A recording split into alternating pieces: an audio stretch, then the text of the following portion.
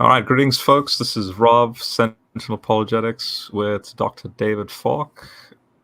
This is going to be a special fundraiser Q&A. This is technically part 2. I'm interviewing him. I've thoroughly enjoyed this book that he's written, The Ark of the Covenant. In fact, let me bring up the graphic here. So the Ark of the Covenant in its Egyptian context. And I won't tease the end, but I did tease David Falk with my, I don't know if you guys can see it, but my gold cross. There it is. Ooh, and I'll just fetching.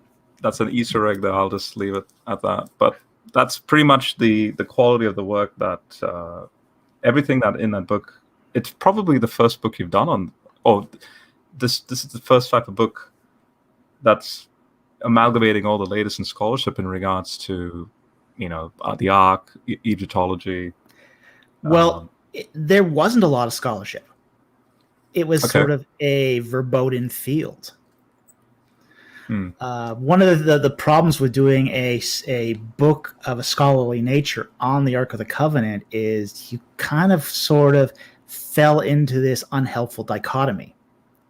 Mm-hmm. On the one hand, you had the liberals who said the Ark's nothing but a myth, so, what's the point in studying it? You'll even see that in commentaries where commentaries will say absolutely almost nothing about the Ark at all, because they're all assuming it's a myth. On the other side, you have all these treasure hunters, looking for the Ark as if it was some sort of vicarious journey of faith where they go to places like Ethiopia and Ireland and under the Temple Mount looking for the Ark as if it were buried treasure. So you have those two extremes. One is really just storytelling and the other is just mythologizing.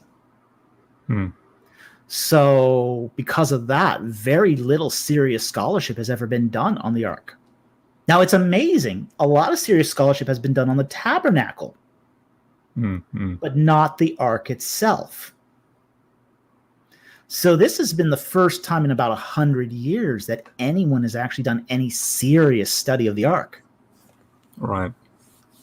And it's surprising because you would think that an artifact that famous would engender a lot of serious study.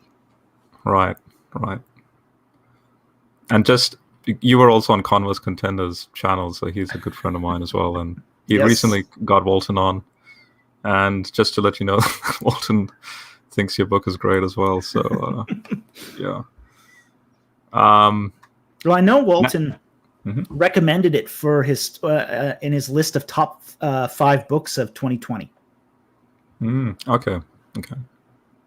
So for being my first major academic work, this was that was quite a privilege, quite an honor to be on his top 5 list. It also made it on Gordon Conwell's list of important archaeology books. Right. So, making it on that list too is sort of being in rarefied air. You just don't expect to be there. So folks, this is how we're going to do this. So I actually I heard you on a interview. I forget now what his name was, but a really fun interview where he's just like, yeah, man, come on, man. You gotta BK do this apologist. Book, yeah. Like so that urban way of communicating. Urban apologetics movement, yes. Yeah. And then I just love the energy in that. He's fun. Humor. He's fun. Yeah. And so then it was just sort of like agreed upon, like, yeah, you need to write this book on the plagues. And I think that's the first time he mentioned something like that. And I was just like, I don't know, I was talking to the Sentinel community about it. And then I approached you about it, like kind of like off the cuff, hey man, let's just do it. And here then, I am scrambling, finding yeah, how do I make a GoFundMe account? Where do I start on this? right, What, I have right, to make a summary? I mean, I've never done this before. It's just like right, right. 10,000 details and it's going to Yeah. be done by tomorrow. So I'm just like, let's just do it. And you're like, okay, let's do it. Yeah, sure. So we can make this work. So as a Well, it's either that kickstart or of this I fund, work at Mhm. my crummy part-time minimum wage job, and it comes out in 20 years. It's that's the trade-off. Right, right. So I was just like, look, there's a GoFundMe page. This means, it doesn't have to mean it's a one-time offer thing. It can be maybe like a week or monthly sort of thing. Mm-hmm. People can donate. Because I reckon, by the grace of God, I reckon this project would do the church really well. And so, in other words, instead of the whole like patterns of evidence stuff, which becomes so famous for what it is, because again, for some reason, it just does. I want something like this with naturally a connection to something like Hofmeier's work, and Hofmeier obviously is famous and so on. But like this book is, you've written it not only scholarly, but it is popular level, and it's it's pretty, it's approachable. I try to make it enjoyable to read. Right. Scholarly writing does not have to be unenjoyable. It can be thoroughly enjoyable to read while having all the content of great scholarship. Mm-hmm. And so, for example, two books on my desk here. So one's on, your book is on top of this one. This was I recently got this one, the Grand Canyon and the Ancient Earth, Monument to an Ancient Earth, in regards to Noah's flood. This is by Carol Hill, Greg Davidson. So they're geologists that want to say no, Grand Canyon has nothing to do with the flood.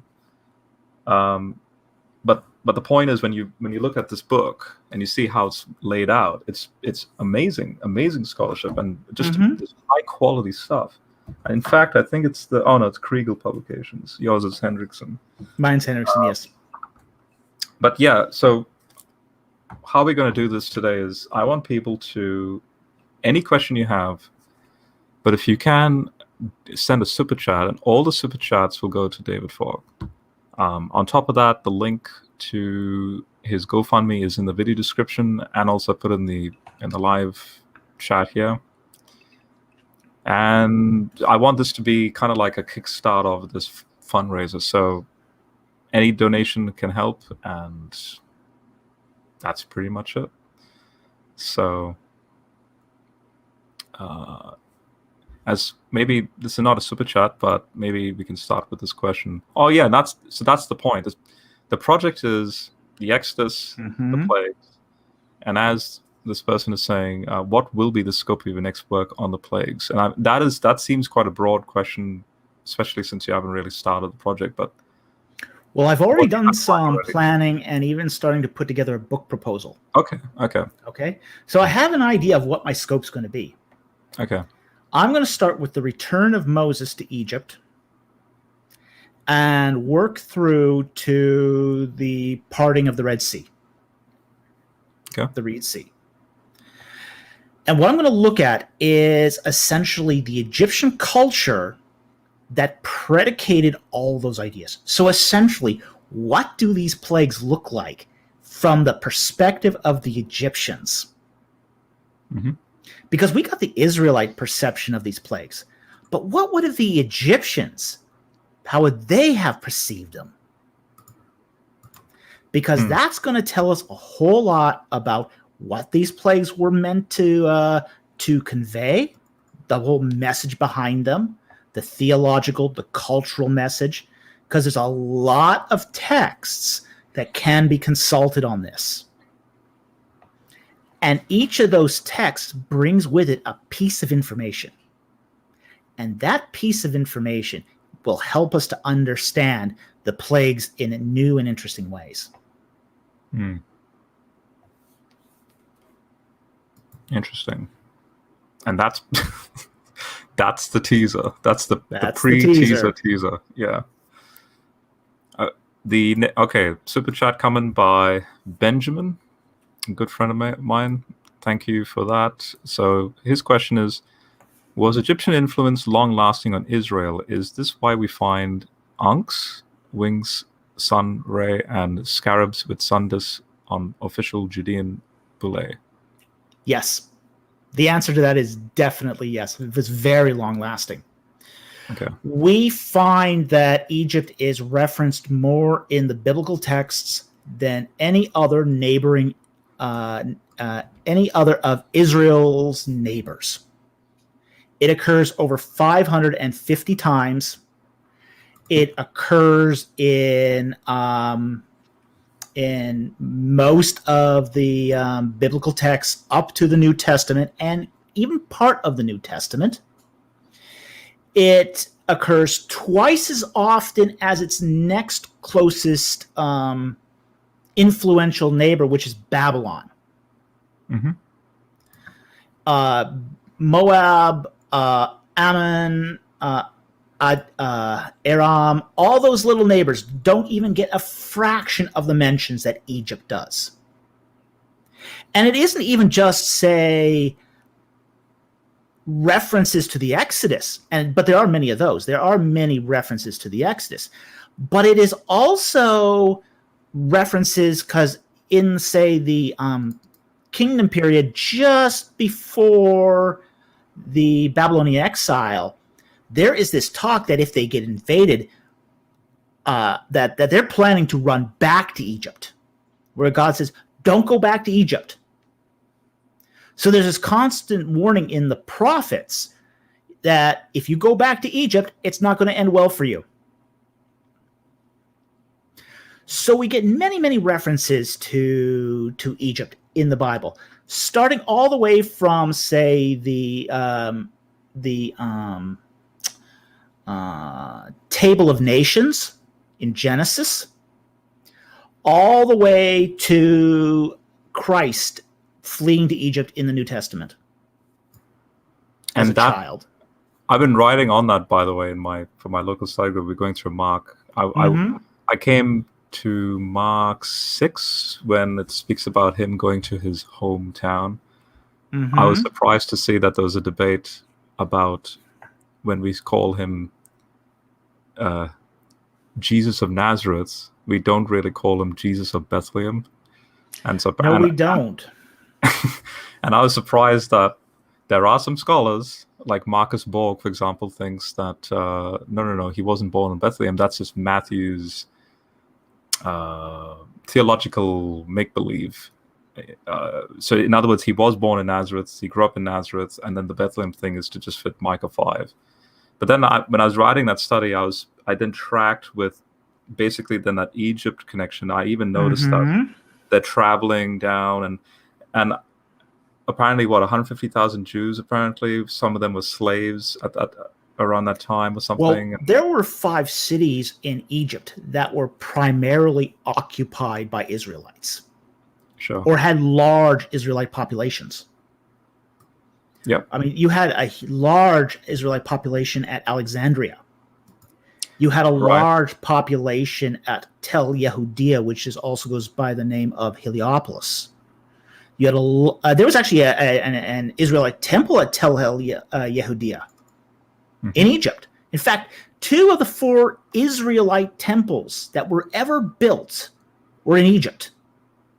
The other one is at Elephantine, where we had another large colony of Israelites. Pelusium is another place where there were a lot of Israelites. Now, I see you got a map up there, which is very handy. This is the map I used in my study. If you look at that map there, the orange line there, it follows a road that was called the Road of Horus, the Way of Horus. And it was this one here? Yeah, that one there. If you go from Pelusium all the way to Gaza. Right, okay. Now, Pelusium is actually a little east of the end of that road on the Egyptian side called Charu, which was the last entry fortress, on that road, or the first entry fortress. But Pelusium would have been a stop that was possible. It had a large population of Israelites. You go down to On, that's Heliopolis. A little north east of that is where you'll find Tel Yehudia. Then you have Alexandria, Yep, and then go way south to Aswan, and you find Elephantine. Oh, okay. Alexandria had a very large, vibrant community of Israelites. Now, here's the trade-off. I don't think the Joseph family would have gone to Pelusium. Okay. There would have been another graphic I used. There would have been two things that really would have drawn Joseph to Egypt besides, say, refuge, which is the availability of work and the availability of a worshiping community. You had a worshiping community at Tel Yehudia. That temple remained in operation until into the Roman period, around the time of the Emperor Claudius. Alexandria had lots of work. There was lots of work for a carpenter at Alexandria. Alexandria also had a vibrant Jewish community too. It's the home city of Philo. So there was a large, healthy, but generally Greek-speaking Jewish community at Alexandria. But there was lots of work available, should the carpenter need it. So my guess is Joseph, Mary, and Jesus went to Tel Yehudia. Now, it is possible they could have gone to Elephantine, but that was one of those places you really went when you decided to escape and never come back. So it was very far away. Just to clarify, because anyone out there that might be thinking I don't believe in the Bethlehem thing, I do. I wrote the study just in response to those claims that it's only Nazareth. Putting that aside, then with respect to this, so just quickly again, so according to the Logos graphic I was using, they're basically hypothesizing these three spots: Memphis, Pelusium, or Alexandria. Yeah, I don't think Memphis. I don't think Memphis is a likely area. Okay. Memphis was the administrative capital of Egypt. It did not have a large Jewish population. The only place you don't have on that map, which should be on that map, is Tel Yehudia. Okay. And that's northeast. It's still along that road, but it's northeast of On. Which is over here. And On is Heliopolis proper. Right, okay. Interesting. Now, Tel Yehudia is sometimes called Heliopolis, but it's not really. It's northeast. It's northeast of it. And since you're talking about the seals, this is from a friend of mine, Ben Stanhope, in his master's thesis. This is his own drawings. So then, just to tell everyone, this is what David was talking about a moment ago. The Hezekiah seal there. Yep. See the Hezekiah seal on the left? Mm-hmm. Left on my screen anyway. I hope it's the right left on everyone else's screen. He says bearing the name Hezekiah. Yeah. And it's got what you see there as a wadjet, which is a winged solar disk. It's a winged solar disk with two ankhs. Very. An ankh here? That's an ankh there, and there's one on the other side too. Yep, these two there. Yep. And the winged solar disk in the middle is a wadjet. Right. The seal in the center has a scarab. This one here. Yeah. Yep. So why? Just again, I don't know if my memory's failing me, but because this is. Even though I'm known for being a sponge for knowledge, but this is just brand new stuff. This is just novel to me. It's not that it's uneasy. It's just like wow, there is a lot of Egyptian influence. Even down to Hezekiah, right? It goes even further than that. Right. Even before, say, the Roman Empire, the Seleucids and the Ptolemies were fighting over Palestine. It was a trade-off. So why then so when for example, Psalm 104, according to Hoffmeyer, and if it is Davidic, because there's a Dead Sea Scroll manuscript that actually has the name David there, but fascinatingly paralleling the Aten creation hymn. Yep, it does. It does very much parallel the hymn to the Aten. It is absolutely true. One of the things is that a lot of psalms and texts in the ancient Near East were repurposed. They were repurposed. These scribes didn't live in a vacuum. We don't live in a vacuum. I mean, we make references to popular culture all the time. I make references to Star Trek, Star Wars. I'm known for that, like anime, Gundam. I'll make all these oblique references. Occasionally, I'll even reference Rick and Morty. And it's not that I'm copying all those various popular culture in the in my videos, but I am referencing them. I'm making a connection to the outside world. And biblical texts do the same thing. They reference outside texts. Sometimes as paraphrases, sometimes as a dialogue, as a dialectic. Say you say this, I say that. So there's various ways. I mean, there's a saying in literature studies: there is no literature without intertextuality. The Bible is a religious text, but it is also literature. It makes references to other things outside of itself to anchor itself in reality, at least the reality that they perceive of that day. Like, for example, if I wrote a large book, a very, very large book, let's say a 100,000 word book, and I don't put in a single citation.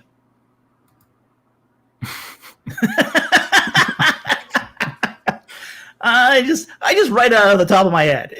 Yeah. Right. It's like, well, I don't need citations, right? My words are good enough. Did you know you'd be right to question whether or not that book was based in reality. I was just about to share the screen this is from Heiser's Bible Unfiltered, where in the chapter on Proverbs, the wisdom of Egypt, he goes into this language of, back then there was no such thing as copyright and plagiarism. And no, there wasn't, yeah. Here you have, the Proverbs verses, and then it's like, oh, look, here you have verbatim from Amen. How do you pronounce this one? Amenemope. Amenemope, yeah. It's like, wow, just look at this. It's not a plagiarism, but it is intertextuality. Right. If it was a plagiarism, it would be a lock and stock complete copy. That's plagiarism. That's a ripoff. But we don't find that. What we find is references where pieces are quoted. And sometimes sizable pieces, but we also find that in PhD dissertations, the never-ending page-long quotation. But the size of the work is what dictates, and how much the percentage of the copying dictates what is a ripoff and what is actually, a citation. Now, if I copy 500 sources, that's masterful research. That's a gold star. Right. That's a gold star. I just love that. Gold star effort. Gold star effort. Yeah. But if I only copy one source, then I'm going to the student affairs office to explain myself. See how that works? Oh gosh. No sources F. One source a trip to the student affairs office. 500 sources, I get an A. Oh gosh. that sound. I mean, that type of logic, which is, by the way, it's fascinating when you see it that way. But Yeah. I remember coming here. I was born in India, came here to Australia. I was learning Pythagoras in year 4. So at the age of 9, I was already doing things like Pythagoras. I come here and I'm seeing things like 22 plus 32 equals, like at the same age. So because I left when I was 9, and it just felt like, hang on, I was doing this in like year 1, and they're doing that in year 4. Some of the students, this is me disparaging the educational system here, but some of the students would be failing that, and then I would see things like, like an F. But even that is commended. Like, no, F, you can, in a humorous way, the teacher would be like, F can be like fantastic effort. You still put in that effort for. That's never what F meant in my class. Yeah. I had to give out 7 Fs one semester in a history of ancient Egypt class at a college level. Wow. It was not pretty. Not pretty. Okay. A semi-trollish super chat, but this is in good spirit. Semi-trollish? I'd say very trollish. Nice try. Nice try. He tried that on one of my other interviews recently with Ron Wyatt. I'm not fighting this time with David Roll. Right. But thank you for the super chat. Okay. Bergraf, thank you so much. I'm on chapter 6 of Beginning Biblical Hebrew by Mark Futato. What tips would you give to someone learning Hebrew? Okay. The first tip I would give anyone to learning Hebrew is go spend at least 1 month taking a formal Hebrew class. The most difficult part of learning Hebrew is the very, very beginning, which is getting used to the alphabet. It's really, really hard to learn that on your own because there's phonemes, and that's sounds, that Hebrew has that you just don't encounter in the English alphabet. You have no way of knowing what Hebrew sounds like until somebody actually points it out to you. The Aleph is a nasty surprise if you're a pure English speaker that has never done another Semitic language prior. The Aleph. The Aleph and the Ayin. Okay. You'll also need help on the Masoretic points, which are the vowels. Even if you don't decide, if you're in college already, this is sort of the trick to learning Hebrew yourself if you're in college, which is to take the first 2 to 4 weeks of a Hebrew class and then drop it. Because that's the hardest part, is the first 2 to 4 weeks. If you can get through the first 2 to 4 weeks, the rest of Hebrew actually is pretty easy to teach yourself. It's not like Greek. Greek has really a lot of nasty surprises that hit you in, say, 2nd and 3rd year of learning Greek. First year of Greek, go, oh yeah, this is easy. I can master all this. And then you get those 2 nasty surprises in Greek, the genitive and the participle. And they are nasty surprises. So Greek gets harder as you progress. But Hebrew gets easier as you progress. But it's hard at the very, very beginning. So if you can, get some instruction or at least somebody to tutor you in the alphabet. If someone tutors you in the first few lessons, you'll be set. What about phonetic pronunciation? Would that be harder than, say, learning its like symbols on a page? And because I'm sort of like that. That's how I learn. Well, here's say, for example, with, say, the Aleph in Hebrew, is there's no phonetic pronunciation. It's a glottal stop. Right. It's like saying sandwich. There's a glottal stop between sand and witch. Sandwich. You hear this when, say, Arabic speakers say Israel. They'll say Yisrael. There's a pause. Yisrael. That's a glottal stop. That's the aleph in Hebrew. But you need someone to point these out. And the ayin is just weird. The ayin is just weird.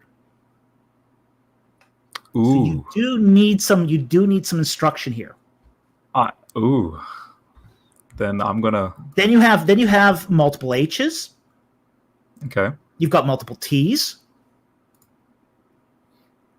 You've got multiple S's. And you're going to need somebody to help you navigate the Hebrew alphabet. It's not something that's easy or even practical to learn on your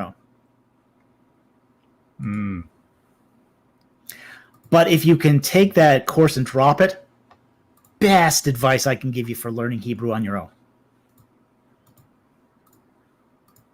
So I'm gonna ask then for your peer review live on air, because you mentioned the ayin, which I'm pretty sure is this one here. Mm-hmm.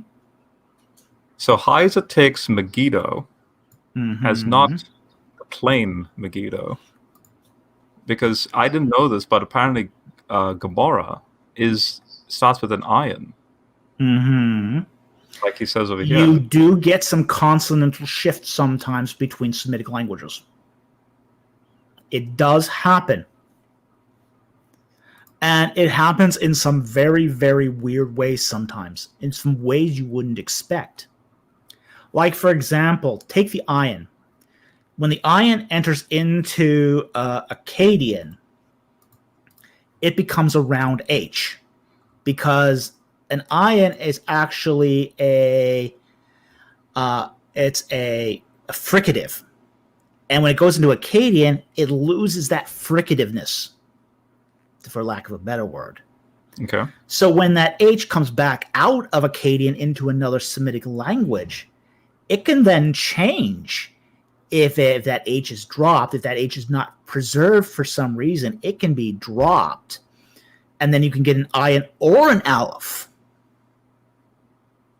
Okay. So Semitic languages can do some strange things sometimes with consonantal conversions.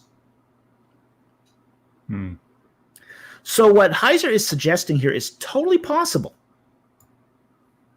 But he's saying Ha Mageddon, so Ha is mountain, and then if you change it to this from this Gemel to this ayin, then when you go to Isaiah 14, it's mountain of assembly, which is, there you go, there's a Ha, and then there's, and then mountain of assembly happens to be Jerusalem. So now here's what I would do in this particular case. Okay. I would then look at the various text sources we have. I wouldn't just assume that transition that took place. It's possible it could have. But I would want to look at, say, the other text types, such as the Septuagint, such as the if is this Isaiah? Okay, this is Isaiah. Yeah. Perhaps a Dead Sea Scroll. Yeah. Well, he's going to Revelation but and see John's what's use being of that. preserved in the texts. Right. Because you don't want to automatically assume that that's the reading. Because going from a gimel to an ayin is pretty unusual. Now, if it had been a gayan is a different Semitic character again. A gayan does occur very, very rarely in Hebrew. Like, for example, Gaza. If you read it in its Hebrew, it's Aza, but in its original language, it was a gayan. So it was Gaza. So that can happen, but gimel is different than a gayan. A gayan is a guttural. A gimel isn't. A gimel is a stable consonant. So what he's suggesting here is really unusual, possible, but really unusual. So I would expect in this particular case to be able to find this in other sources. And if it doesn't occur in other sources, I would reject it. Because otherwise you're just then doing sterile speculation, not sound biblical analysis. Right. Yeah, he literally says in footnote 3, he says, I know of one evangelical scholar who makes these connections, Meredith with Klein, Mageddon, the end of the millennium, and basically Klein, like he points out the same thing, but this guttural language, back of the throat, sounds like a Haji, all that, and then he admits that as far as the manuscript evidence goes, it's sort of like reverse engineering John's. Yeah, I don't place a lot of stock in that methodology. Right. I want to be very, very cautious in my biblical exegesis. I'm always very, very cautious in the way I approach texts. Right. I don't like to read more into the text than is already there. If there's warrant for it, I'll entertain it. But if there isn't warrant for it, I won't jump to conjecture. And that's personal bias on my behalf. I'm not one that's given to conjecture. Right. I don't like conjecture. I get very uncomfortable when I feel something is conjecture. I like to be cautious because I know how these things can really bite you in the rear end if you're not careful about this. So I'm always cautious. So there's things that people will speculate on that I'll say, nope, too hot for me. I'm backing off on this one. Right. But not many people know about Klein's very interesting, say, connection to Isaiah 14. And it is an interesting connection, but right now it's an interesting conjecture. Right, yeah. And interesting conjectures can be entertained, but I wouldn't bank on them. Because you see, here's the thing. If you start going down that road of interesting conjectures, well, you then start following conjectures because they're interesting.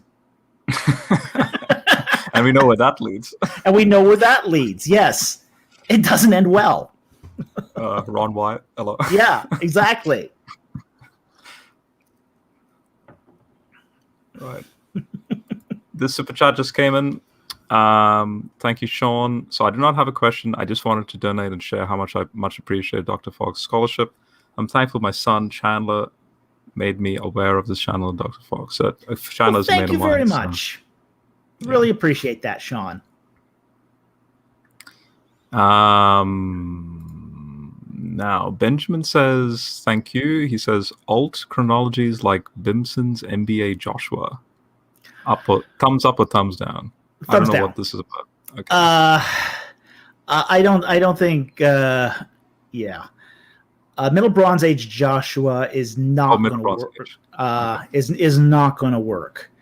Now, Bimson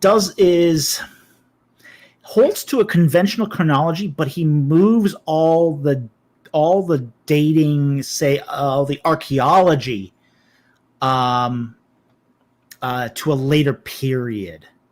So he's pushing, say, late bronze to the Israelite kingdom period, into the divided monarchy, and moving the Middle Bronze Age up into what would be the Late Bronze Age. So, say, the time of the conquest into, say, the Egyptian New Kingdom. I don't think that works archaeologically. I just don't buy it archaeologically. The Middle Bronze period is really, really clear as to what sort of fortifications we have at this point. Especially now with, say, Lorenzo Nigro's work. I don't see where this is. I know why Bimson's doing it. Bimson's doing it to justify City 4 at Jericho being destroyed by Joshua. And I think with Nigro's work now, I think that's completely unnecessary. because Nigro now found a destruction of a late bronze fortification at Jericho that dates to the 13th century. So, yeah, it's not needed anymore. It never was needed, and it was always really a poor theory.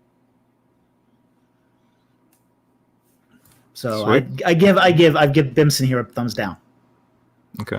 But then again, too, he also holds to an early date where Tutmosis III is the king of the Exodus, the pharaoh of the Exodus. And Tutmosis III is an especially poor candidate for the pharaoh of the Exodus. Much of that is because of the fact that Tutmosis III was never home. He always was on campaign. Even after the supposed Exodus event, Tutmosis III was still campaigning in the Levant. So it's hard to make that actually work.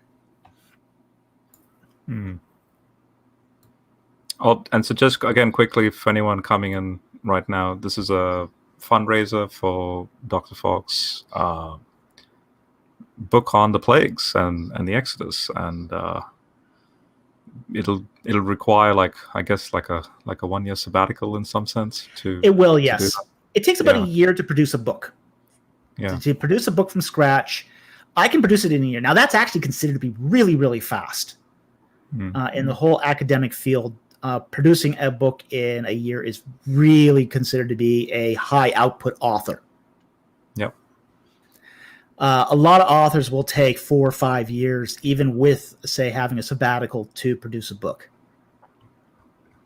But I've also cultivated good writing habits very early on in, say, my dissertation process. When I was doing my PhD, my fellowship was for 3 years. So I told my supervisor that I'll have this PhD done in 2 years. And my supervisor goes, "Oh yeah, sure you will. Sure you will. Everyone says that in 2 years, it'll be 4."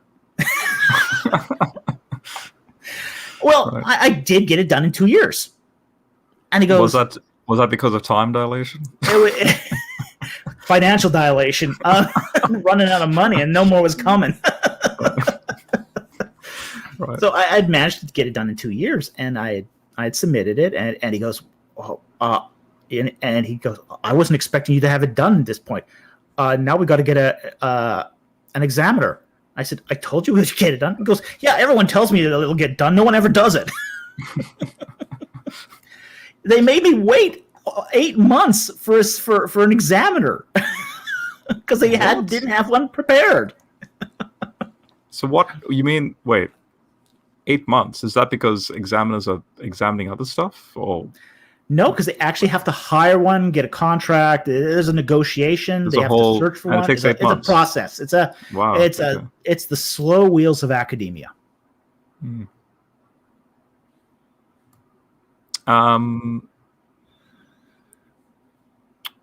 Okay. I think just making sure this is the next one after this. Okay, so Joseph the Wanderer, thank you. Was Moses an Artemis priest? No. The fact is that there were very, very few Atenist priests anyway.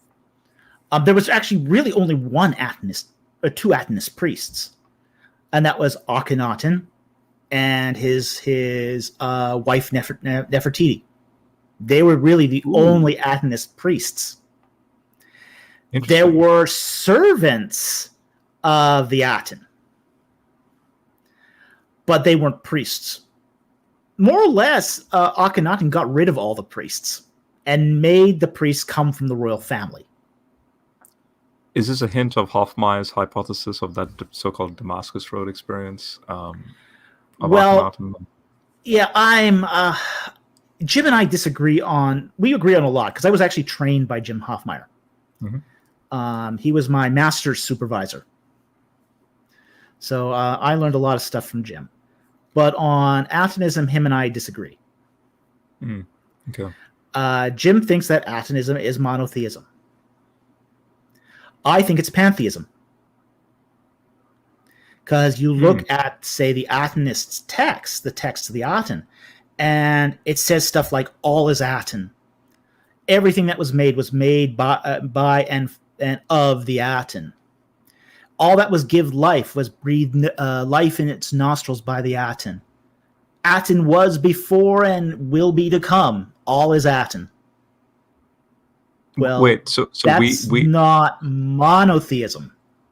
So you mean, for example, this bottle is a part of Aten? As Aten. Okay. Even everything if I drink is Aten. Even if you drink it. Because you're Aten too. In fact, I'm going to drink some now. Okay. I'll drink some also. Here's to Aten. Cheers. Interesting. Okay. So, Atonism is actually a pantheism. It's not actually a monotheism. But this becomes actually necessary for monotheism. William Lane Craig wrote a very, very interesting article several years back. And what he said was that when you have a pantheism and you introduce the idea of divine transcendence, pantheism collapses into monotheism. And the vice versa. If you have a monotheism and you have an immanent God, that too collapses then into pantheism. And isn't that what we're seeing in Revelation 21, where we're incarnating into God and what God is all in all? Say, Mount Sinai and the Ten Commandments. Right. Those 10 commandments infer transcendence, theological transcendence. You shall set no other God before me. Nothing that was created on the earth, above the earth, or in the sea below. Mm-hmm. You shall worship the Lord your God only. You shall take the Sabbath. 6 days you shall work. And then you shall rest on the Sabbath. For as God created in 6 days, he rested on the seventh from it. There's the implication that God is separated from his creation. This implies theological transcendence. Yeah. So when the Israelites are coming out of Egypt with ideas of localism, pantheism, henotheism, and then they're introduced to theological transcendence, their beliefs collapse into monotheism. So just quickly, people like Mark Smith, scholars like him, this evolution from polytheism to monotheism. Heiser, I know Heiser totally, his PhD was the polar opposite, actually. It's monotheism that goes into this bumpy road of polytheism and all these weird, like, pantheism, panentheism. Yeah, I'm not sure about that. And then back to monotheism. Yeah. But is there any form of one leads to the other, or is it just, for example, when you quote Exodus 20? Well, when we look at say what the Israelites practiced in Avaris, they're practicing polytheism. They're practicing henotheism. If we throw Atonism into the mix, maybe some of them were practicing pantheism. Mm-hmm. That's what we know from the archaeology. We look at the archaeological record at Avaris, we find them worshipping the god Baal, the god Astarte, Resheph. That's what they're practicing there. They're also practicing some of the Egyptian gods. And is Exodus 20 then basically a summarization of, hence, because you did those things, now you no longer do that sort of thing? It's using law to create theological change. Which then implies that Yahweh is not one of the sons of El, as some try to propose from Deuteronomy 32. Mm-hmm. Right. Yeah. It's creating orthodoxy through orthopraxis. that is a perfect way of saying it. Wow. I'm gonna cut that out. That's a beautiful way to put it. Yeah. Mm-hmm. Yeah. That's what it is. Right. Orthopraxy and orthodoxy in two sides of the same coin. Yeah. Yeah. Yeah. But it's creating orthodoxy from orthopraxis. Right. Right. Wow. We would normally think it'd be the other way around. That's what's so counterintuitive about it. We all expected this grand theological statement to predicate monotheism, but we don't find that. What we find here is pure application. This is how you shall live. And that creates the theological change and the doctrinal change. And the Israelites struggle with this for centuries. This is not something that happens overnight because they don't obey the law. If anything, they rebel against it. It takes centuries for this to change. But that's the foundation of the change. That's where it starts. And then it leads to, say, the high theology in Isaiah during the time of the prophets. Right.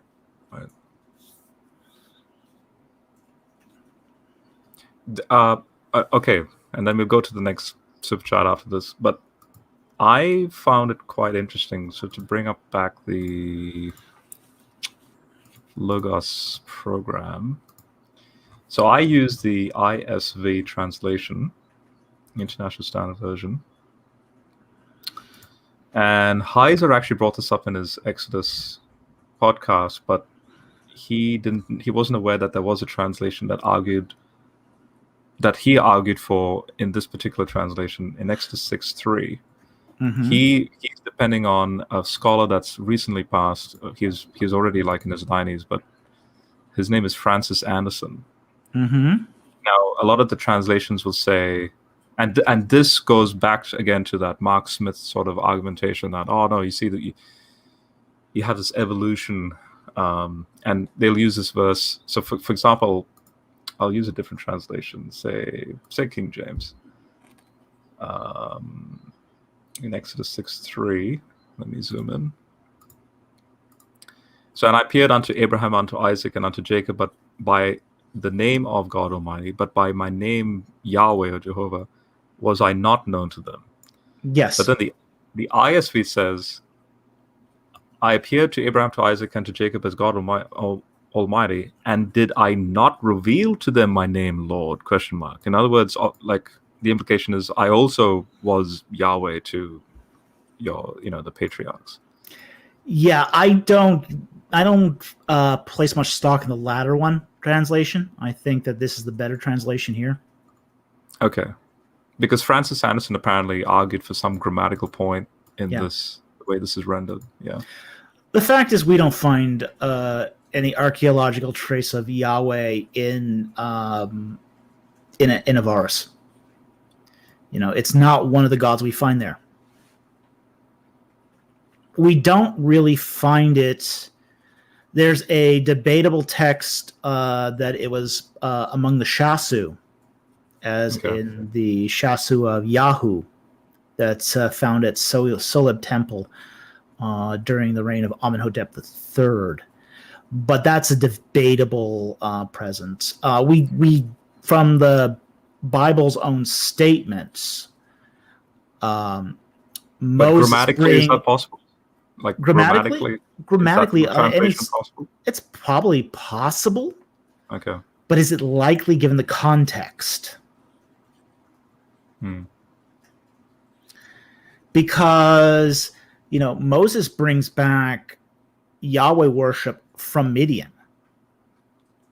So it seems very, very strange that the sons of Jacob would go to Egypt and completely abandon their God when all the other local, say, Amorites, Asiatics are worshiping their own gods.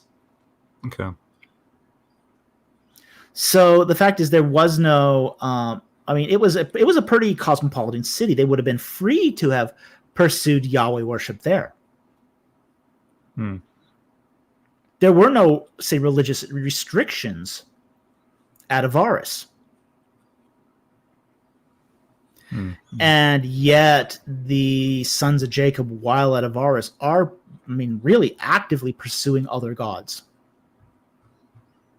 Essentially, they build say the whole Korah incident where he was a priest before the Exodus.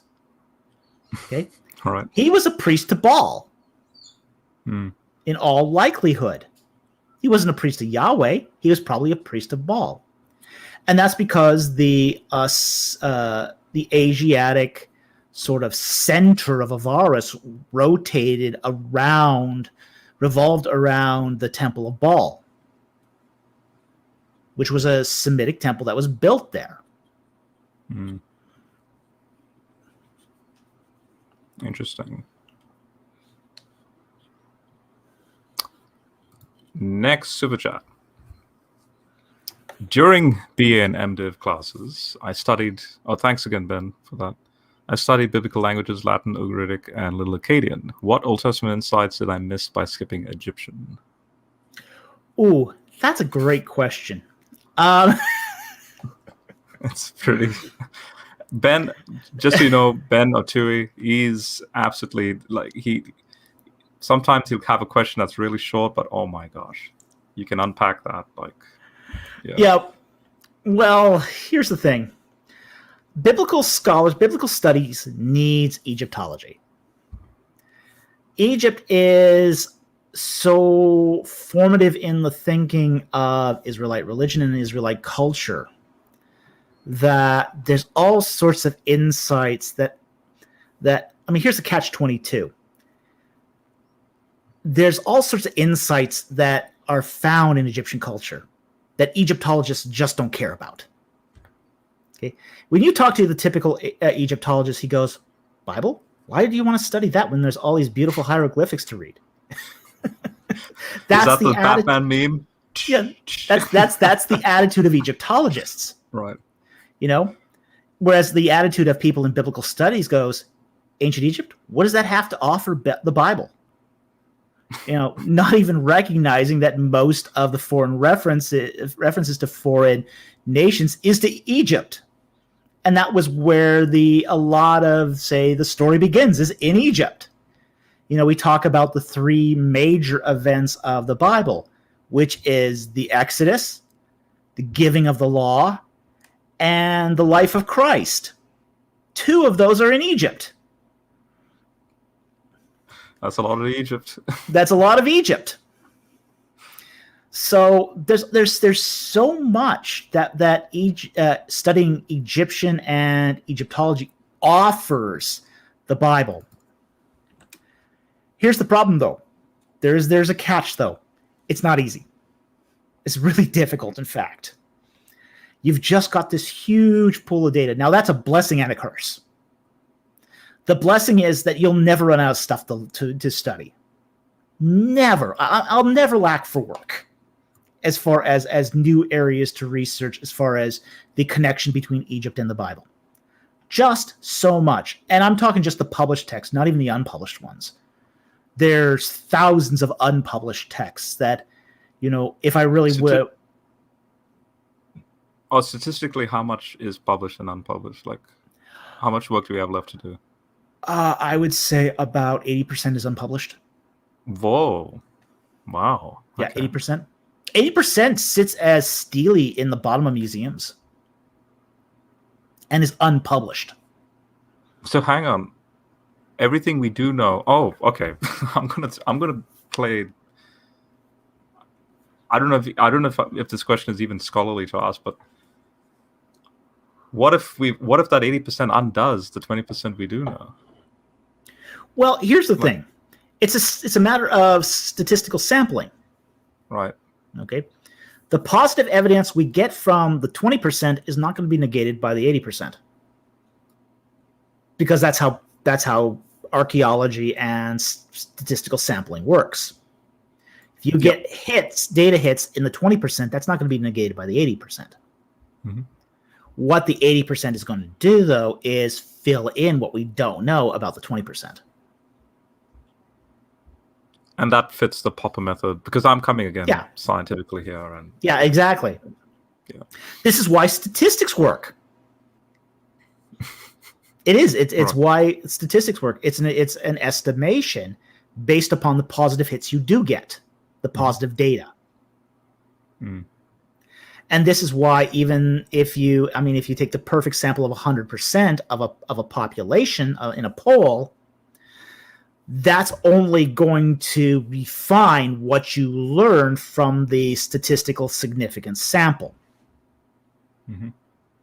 It's unlikely to completely negate what you learn from the statistically significant sample.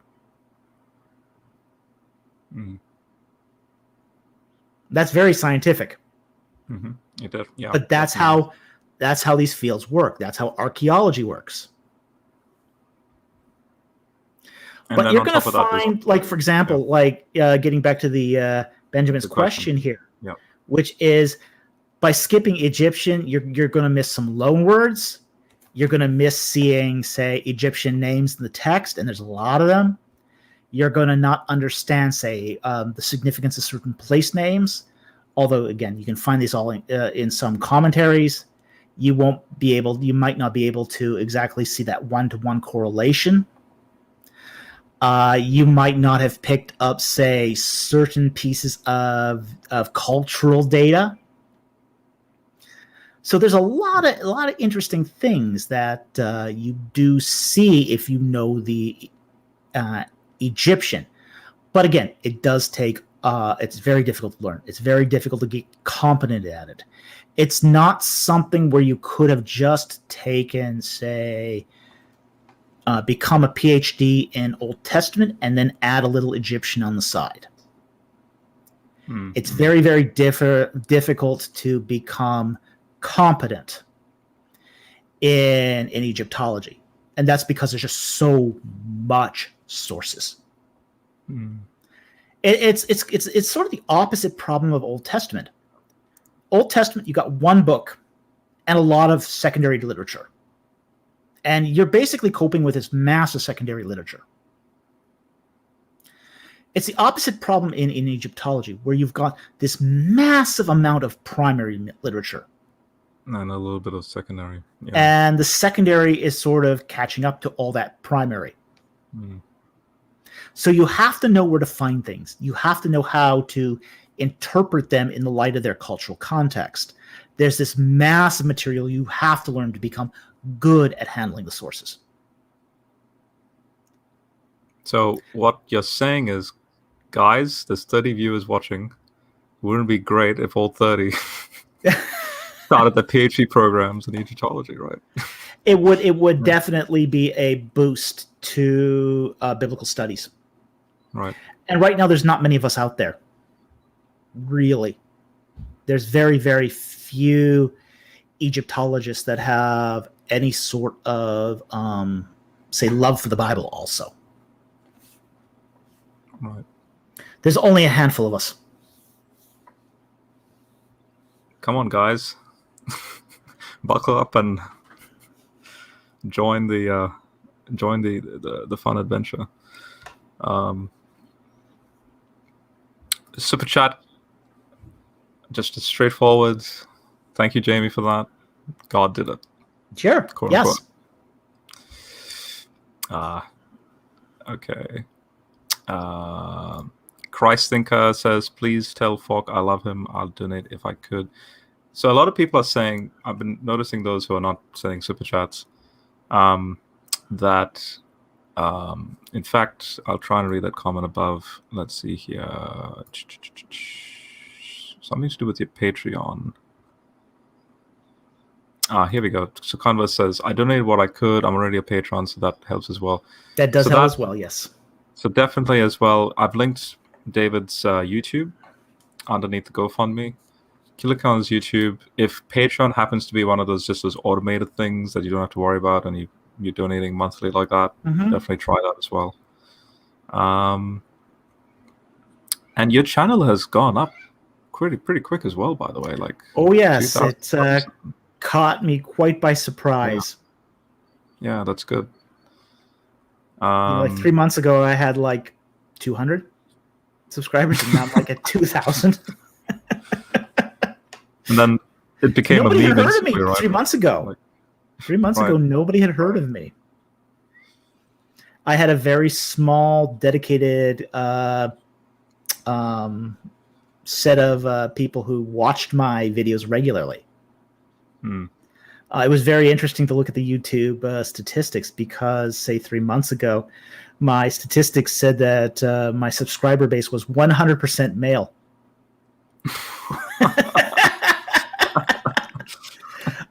I didn't even know that was possible, but I'm sure the females are creeping in now. Like now it's shifting. Yes, now it's and I would encourage females to come subscribe to my channel. But yeah, when it like 3 months ago, it was like 100% male. It was just really strange. But now now we're getting some balance. Balance is a good thing. White girl with Instagram black screen. That's an interesting name. Thank you. Some of my biggest areas of doubt for my Christian faith is Jericho and the Exodus. So thanks for all you do. You are most welcome, and thank you very much for the super chat. Very much appreciated. So just quickly as well, I remember in our last, so part one, our prior interview, you did tackle the Jericho thing with very recent archaeological digs. Like, can you just very briefly summarize? Okay. Again, because of the historicity of all that. And, yeah. Now, the whole idea that that there was a late bronze destruction at Jericho isn't new. It's not a new finding, but was recently confirmed. Now you go back and you look at the archaeological excavations of, say, Garstang. He found in the cemetery there a scarab of Amenhotep III. So that's late Bronze Age. Okay, that's long after the destruction of City 4. So you have this late bronze cemetery. And then Kathleen Kenyon found a destruction layer, a small section of destruction layer that also dated to the late Bronze Age. But she didn't find a city to go with it. And this was in volume 3 of her excavation reports. So it was published. Now, at the time, a lot of people said, well, there's no city above City 4 until the Iron Age. So anybody thinking that there was a fortification there, that city there, that was like Bronze Age, is just sort of deluding themselves. They would say that she was just writing this to appease the Albright crowd of the academic orthodoxy. Well, once you start ascribing those motivations to people, you kind of got to raise an eyebrow. It's like, okay, would an excavator put their reputation on the line to do that sort of thing? Well, there are some that would, but Kathleen Kenyon wasn't one of them. She was really just the facts. She was a very straightforward, just the facts kind of person. Well, it always struck me as odd anyway that we had a late bronze cemetery but not a late bronze city. That just never made sense to me. And I knew that because there was a destruction layer of the late bronze period, that there had to be at least some sort of town associated with it. I just didn't know the extent of the town. Now, what Lorenzo Nigro showed from his 2020 excavation report, so this is just last year, he showed that there was a late bronze fortification that was built over top the middle bronze fortifications. Just to clarify, is this the paper? Yes, I believe that is. The Italian-Palestinian expedition to tell Sultan? Okay. Yeah, it was published in 2020, but yes, it's from that period. Okay. And he basically shows that they had rebuilt the fortifications from mud brick. Now, that's very, very interesting all in of itself, because it's a casemate wall, which is what we would expect from the Jericho narrative, because Rahab the prophet lives inside of the walls. literally inside the wall. Mhm. So a casemate design would have been very appropriate here. But Lorenzo Nigro also showed that not only was the fortification rebuilt out of mud brick, but that it had been leveled. Essentially, the whole site had been cleared off for Iron Age building.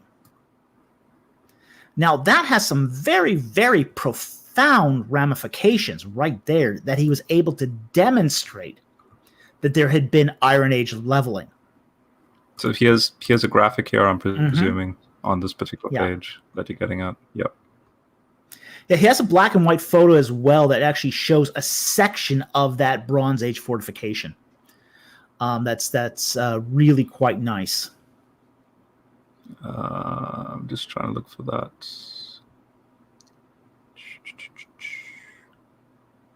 Yeah, he shows it up in a Is this- right oh, this- there, this- right this- there. He shows it. this is- That's the one. yeah. And Yep. the white arrow there is pointing at the late Bronze Age fortification. Right. There you go. LB, late bronze mud brick wall on top of the Cyclopean wall 4. Mm-hmm. Yeah. Right. Yeah. So now we've got, say, proof that there was a late Bronze city at Jericho. Mhm. Now, the significance of this is that we have a late Bronze city, a late Bronze cemetery, and a late Bronze destruction layer that all date to around 1200, 1220 BC. This then becomes consistent with, say, the late Bronze destruction layer that we find at Tel Hatzor.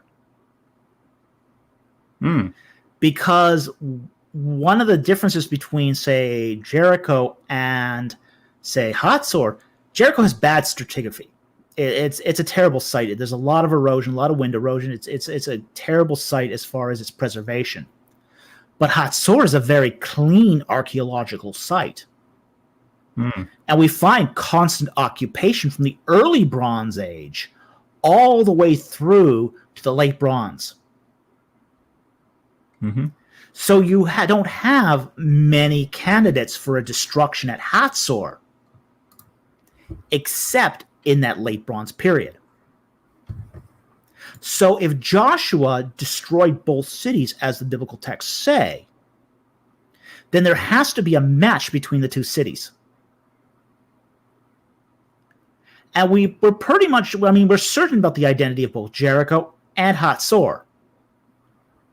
So that leaves us with limited options as to when the Joshua conquest took place. Now, what I find very interesting about this report by Nigro as well was that whole idea of a site leveling that happened in the late Bronze Age. Because we find actually a lot of cities in, say, Jordan and in the Judean foothills that lack a late Bronze Age period in the archaeological record. Like most famous examples of these is Jerusalem. Okay. Jerusalem, we find early Bronze, we find Middle Bronze fortifications, but we don't find anything for late Bronze, and then it sort of picks up again at the Iron Age. But yet we know Jerusalem was occupied during the late Bronze Age because it's mentioned in the Amarna letters.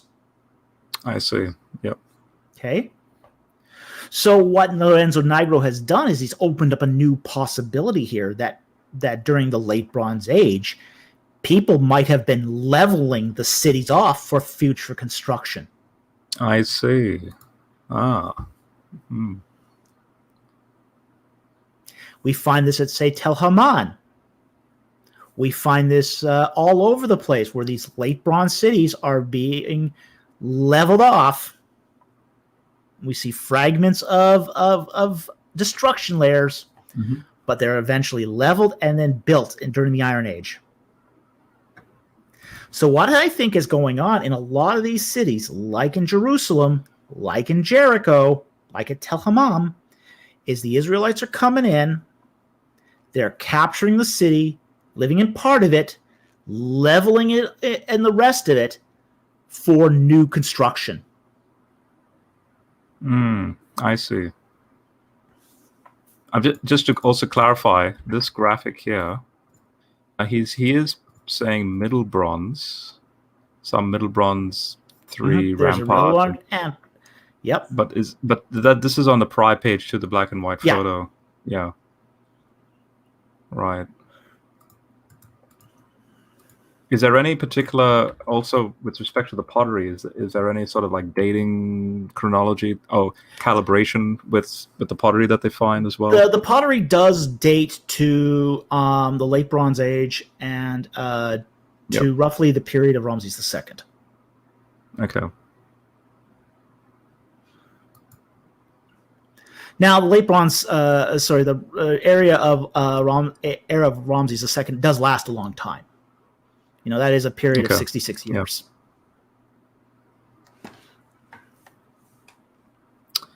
This is all absolutely excellent. Okay. Again, I want to try and get as many super chats in, and plus your time as well. So, iReview, thank you, man. Thank you for that $20. Thank you. Yeah. Tui. So now Benjamin Tui. Is Egyptian beer worth it for the first time brewer? Great question, and very close to my heart. Okay. I will say this, that it's worth doing. It's interesting. Again, my particular recipe tried to emulate the conditions of Egyptian that would have been actually there in ancient Egypt. So I had to add a little bit of vinegar because I didn't have the flies to make it vinegar. But, you add a little bit of touch of vinegar and you sort of do get a taste. And what was very interesting about it is it's kind of almost got a lemony flavor. It's almost got a lemony flavor. So even though there's vinegar in it, it tastes more like lemon. So what ends up, it's a very refreshing drink. It's very tasty. And you could see how the Egyptians could get used to drinking it every day. Because if you've got the choice between drinking beer and dysentery, it's not much of a choice. Because drinking water from the Nile will make you very, very sick. Very, very sick. For foreigners, it's almost like a one-way trip to the hospital. It's not good. You'll be sick for a very, very long time if you drink from the Nile. I see sometimes foreigners go swimming in the Nile, and I'm thinking, what are you doing? It's like, are you kidding me? Do you want me to put that of you laughing that's become a meme now and have people swimming in the Nile and you laughing? So. It's like, wow. I mean, you're braver than I am. I would never risk that.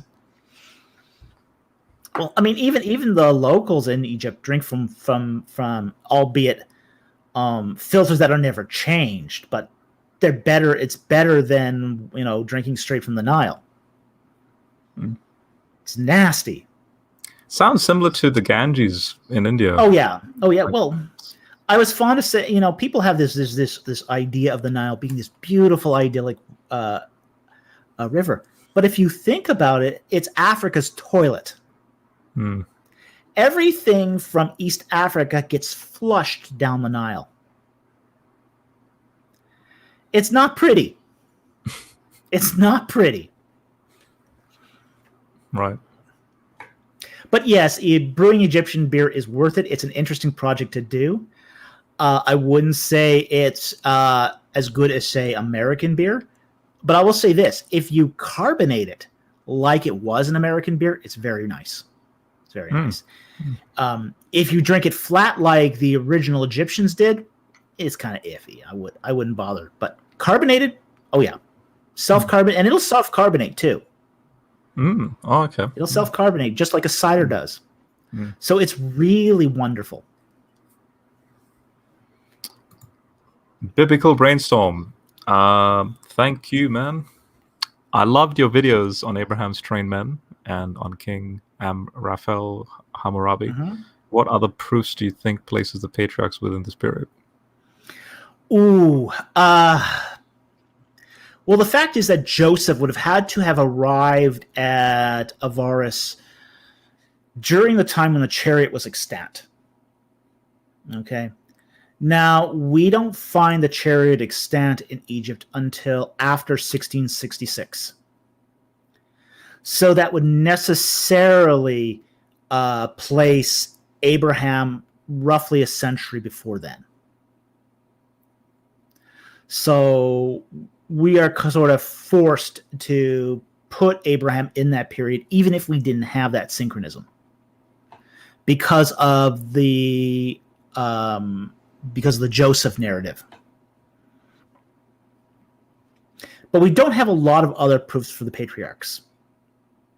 So the patriarchs is one of those just areas that, and we're talking, again, something around the Middle Kingdom. We don't have a lot of synchronisms anyway for the Middle Kingdom. The fact that we have so many from Hammurabi is just a sort of a miracle anyway, because we have 7 synchronisms for Hammurabi that extend to all sorts of kings across the ancient Near East. So Hammurabi is really an anchor point for a lot of ancient Near Eastern chronology. He ties together, Rim Sin of Larsa, Mari, Neferhotep I of Egypt, even Assyria is connected. Assyria is connected in there. So there's a lot of great synchronisms that have resulted from Hammurabi's reign.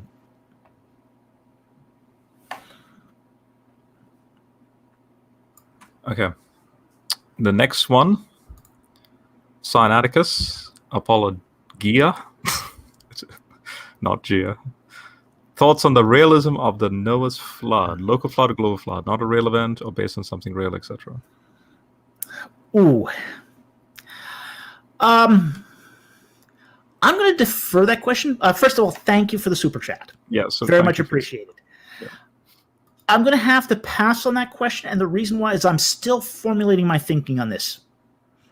Ooh, then I'm the person we should have a dialogue with. So here's where I'm formulating my. I'm really sort of still formulating my thinking on this. One of the things I have learned by studying the Exodus is, and I'm going to quote Tyson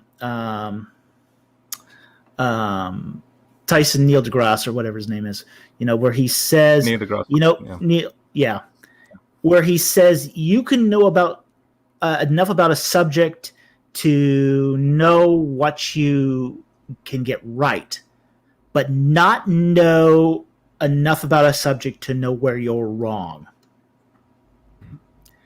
And I think with Noah's flood, we are in that position, and I see this in the Exodus studies, where we are learning so much about the Exodus that has reshaped our thinking of the Exodus, that a lot of people have approached the text with a certain preconceived notion of what the Exodus should be without actually really sort of engaging the biblical texts and really sort of thinking through what the implications are archaeologically and, say, exegetically.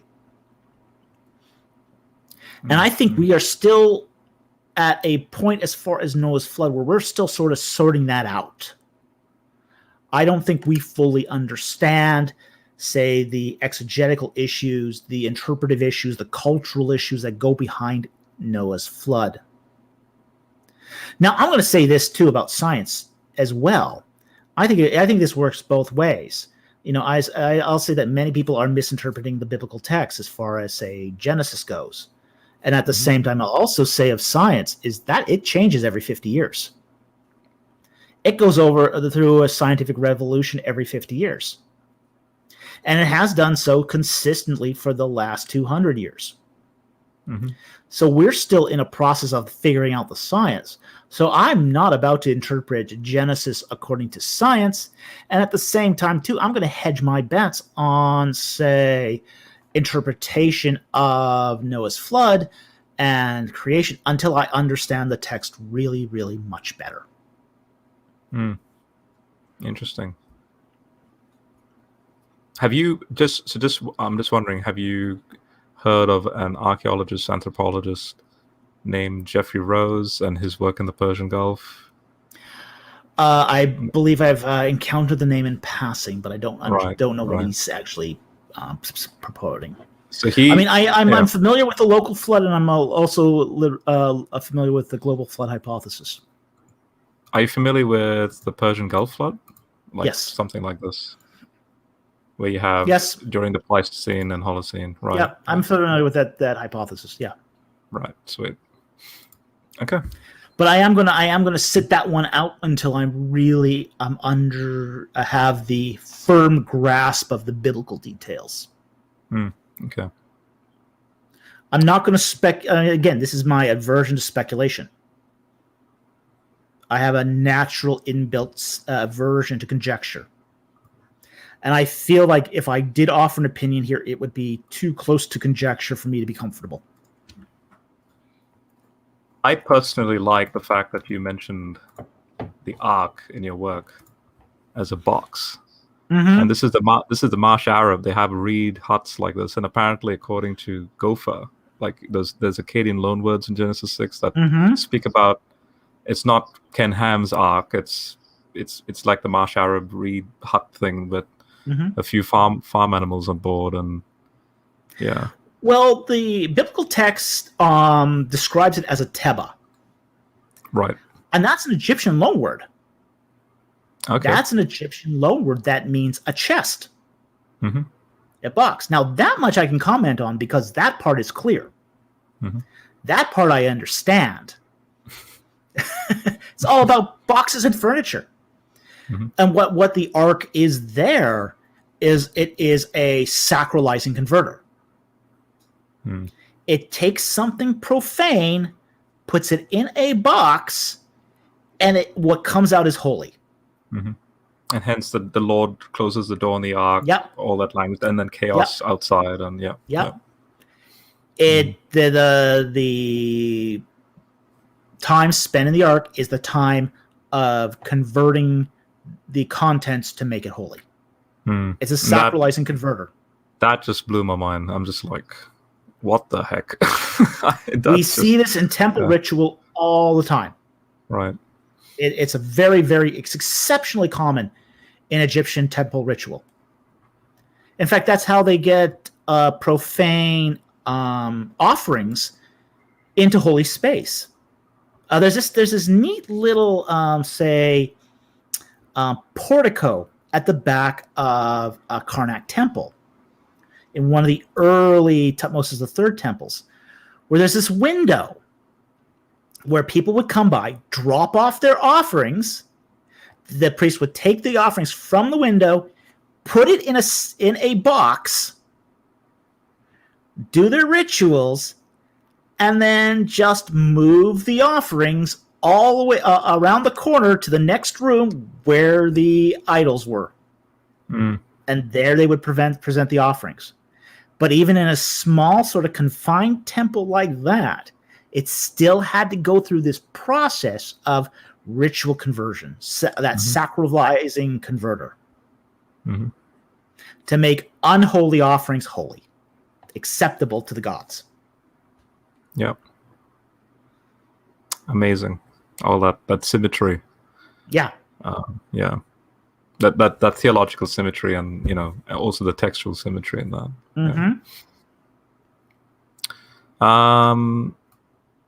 I think we have 2 super chats left just by the looks of it, and I'm presuming we're coming up to that hour and a half mark that maybe you want to.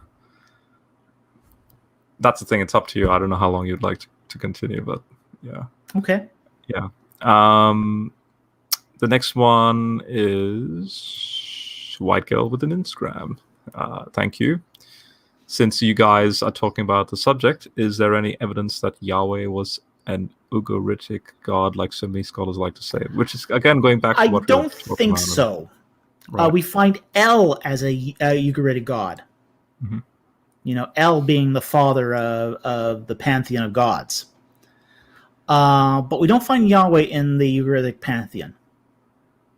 So I don't think that it comes specifically from Ugarit.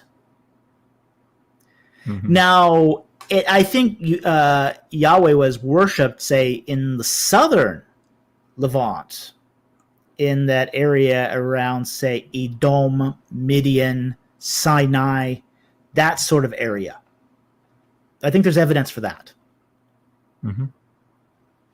But from the northern, say, in Lebanon, I don't think there is evidence for that. Mm-hmm. There's a comment that came in because you mentioned the Nile. Crocodile tears beer.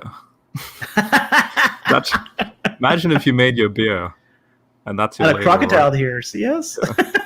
That'd be an epic beer. I wouldn't want to go harvest them though.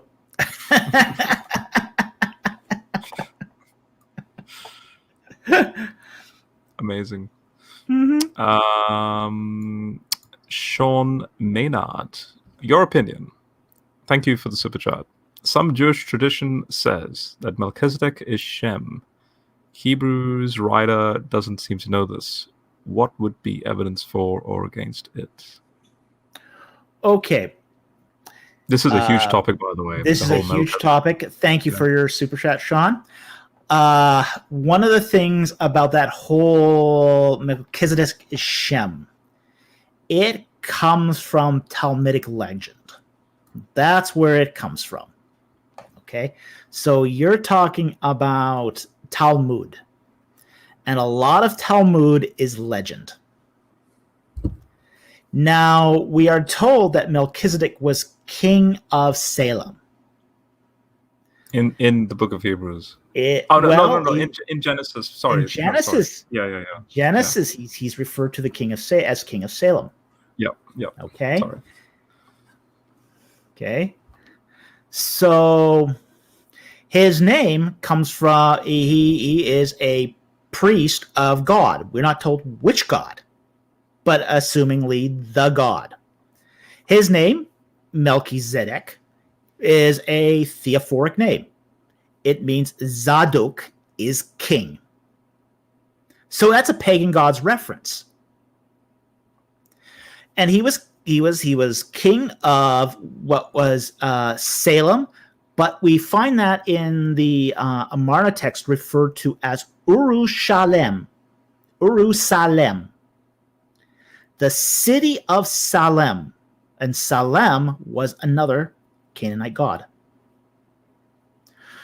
Now, when that city's captured by David, the city's name is shifted to Yerushalem. Jerusalem. Okay. City of peace. Right.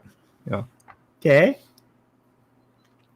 So we do find these sort of subtle shifts in etymology that go way, way back. And we do find Salem in the Amarna letters. So we do know that it was a long-standing Jebusite city.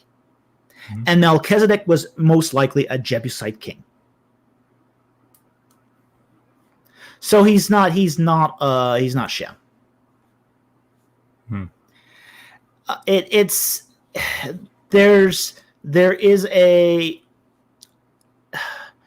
a less than noble reason why Talmudic literature compares Shem to or says that Melchizedek is Shem.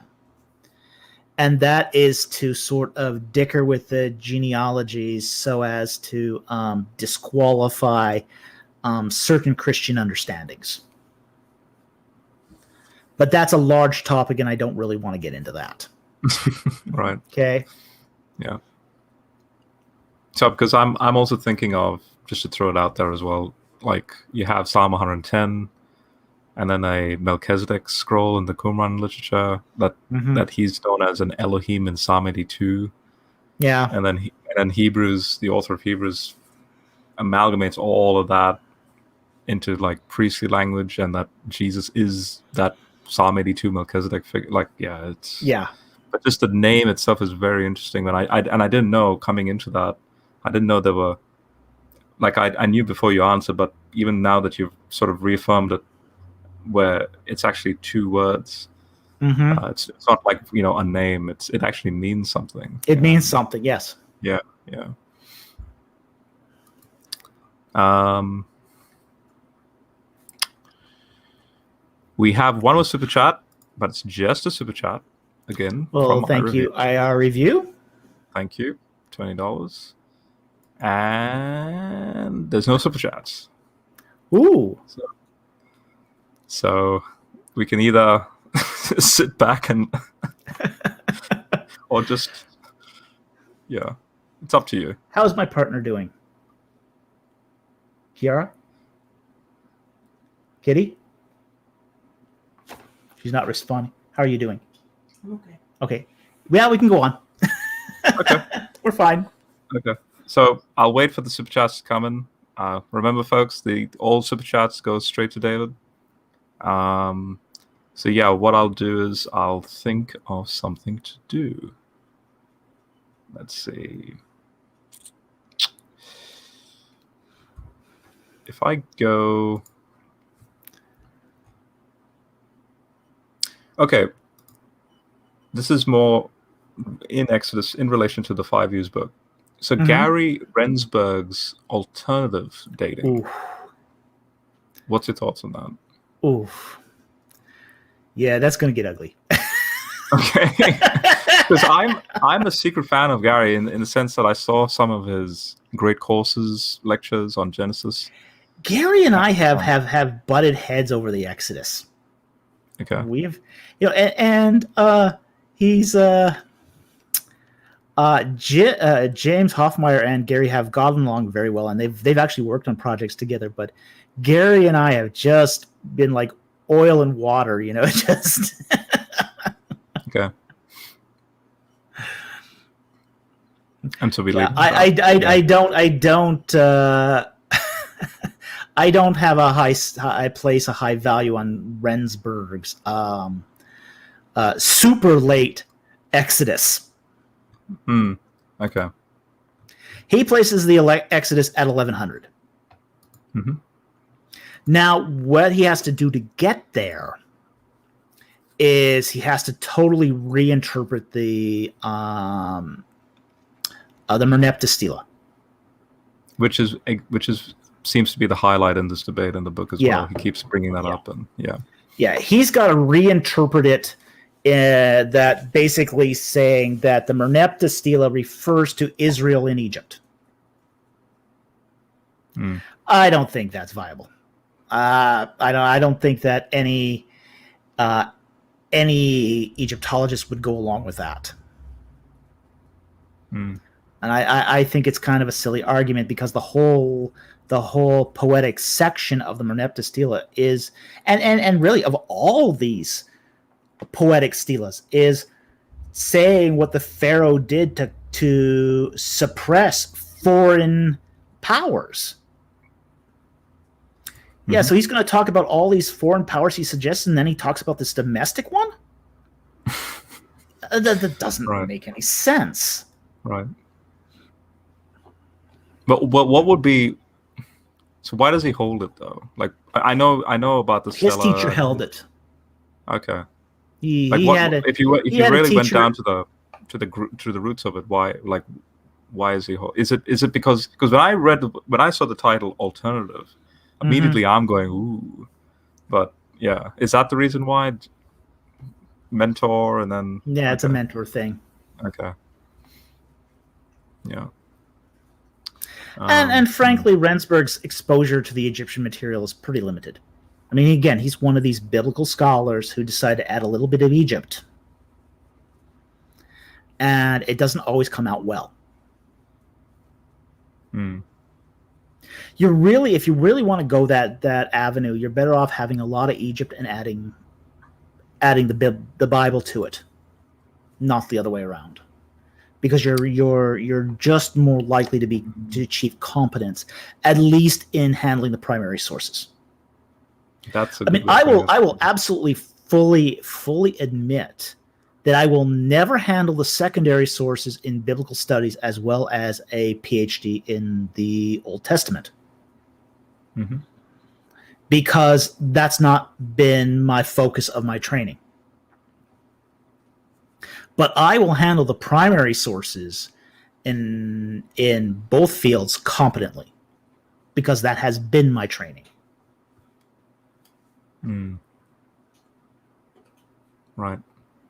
But I also understand too a lot of Old Testament scholarship is secondary sources as well. So when I do work on, say, just the Bible per se, I'm really delving into those secondary sources.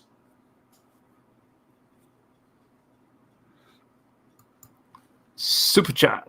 Thank you, Ben. Books and sources on early pre-PGM Egyptian magic. PGM? Clarify, please. I'll quickly type this in. Pre.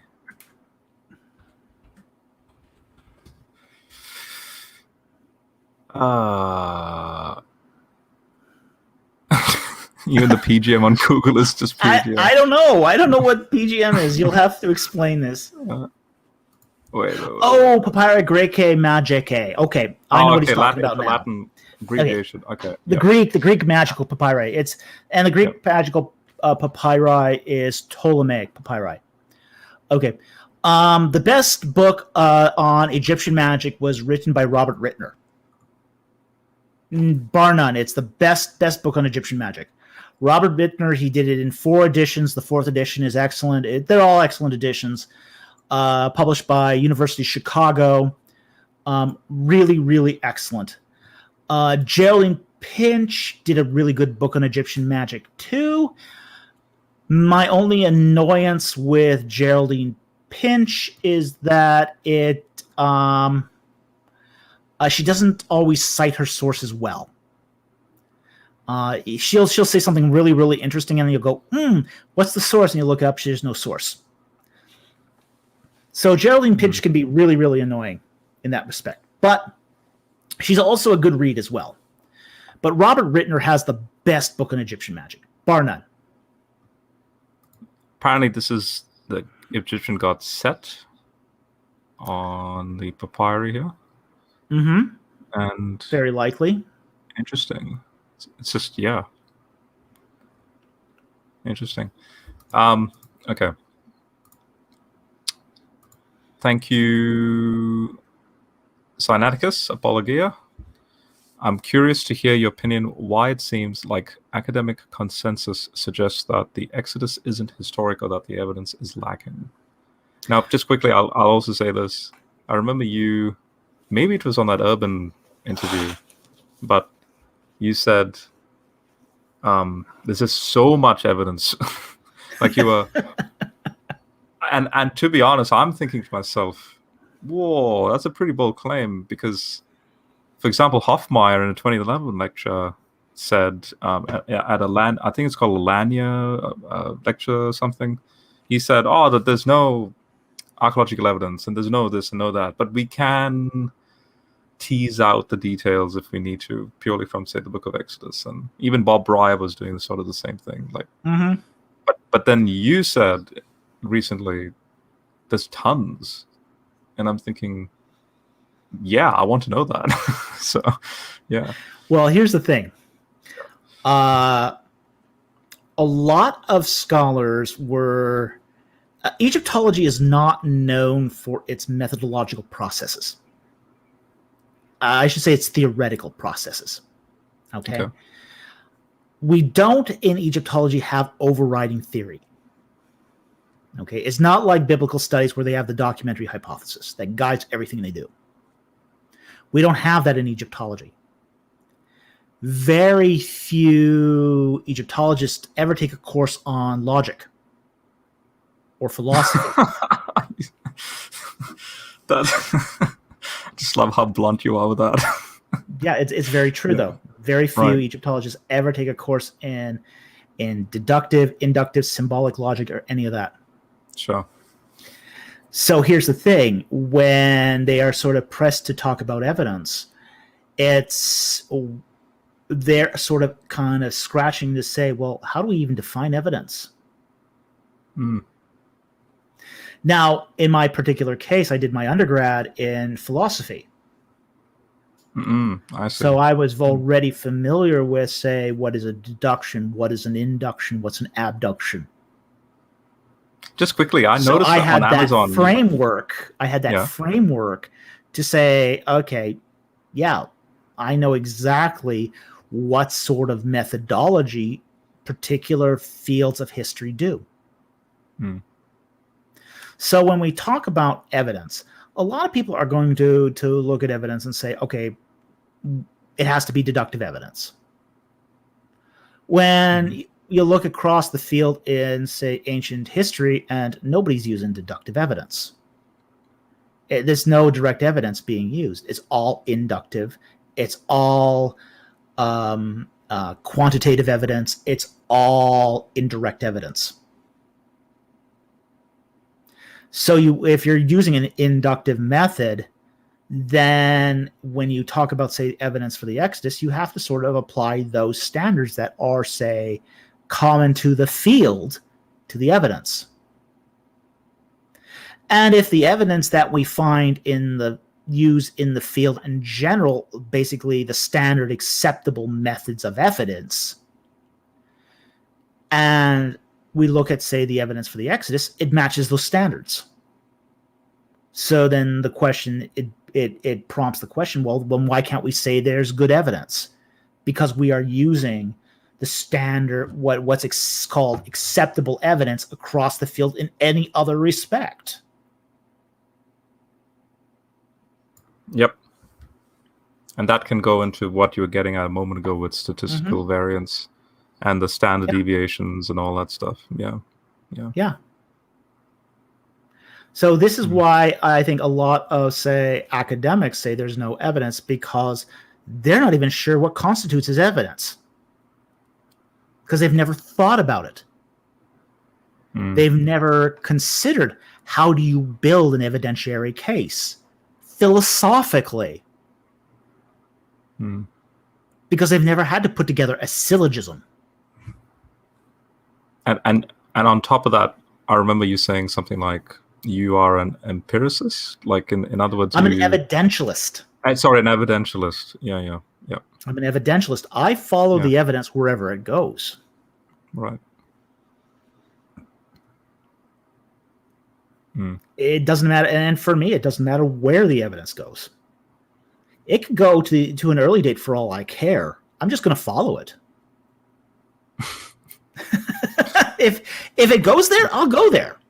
If it doesn't go there, I won't.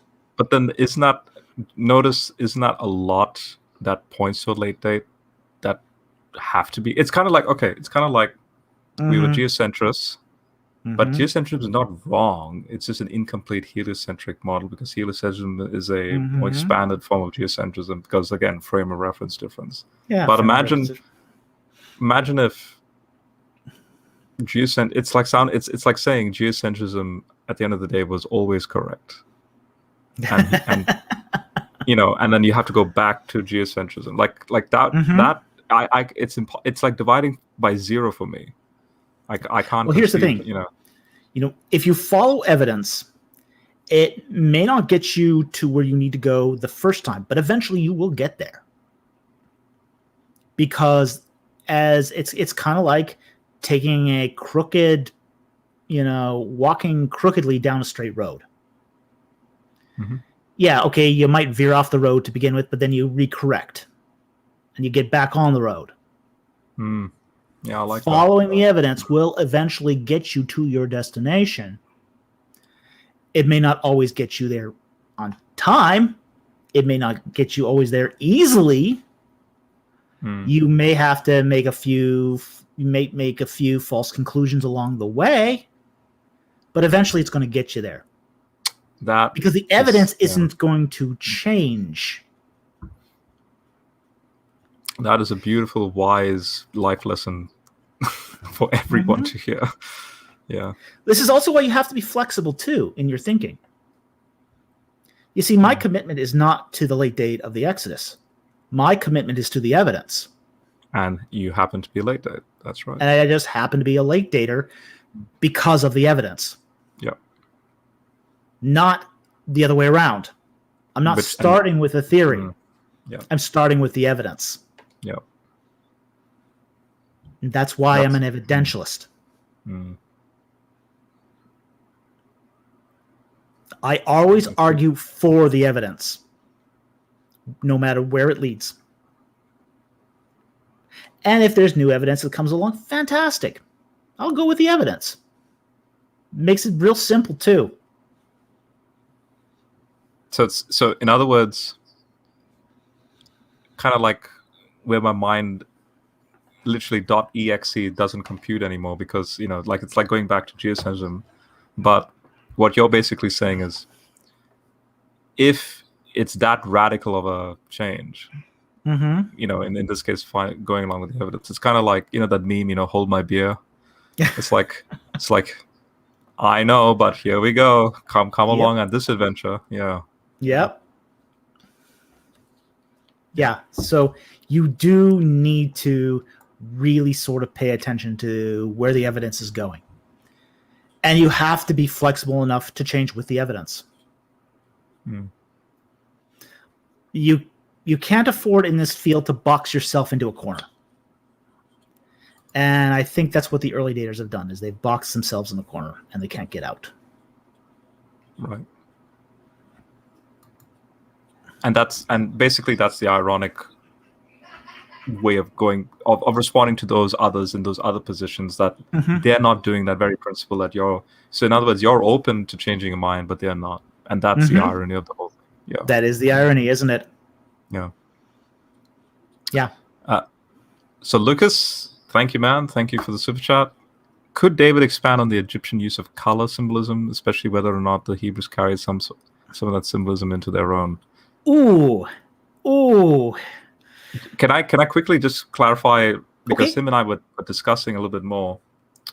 So again, in my Marx study, I've been tackling the tassel and that color blue. I have another friend of mine, a missionary in Nepal. His name is Theo. He's just finished his PhD dissertation on basically, color symbolism in the Hebrew Bible. Apparently, for example, when Moses is going up into Sinai, and you compare this with, say, the tabernacle, and then you have the various colors from red to blue.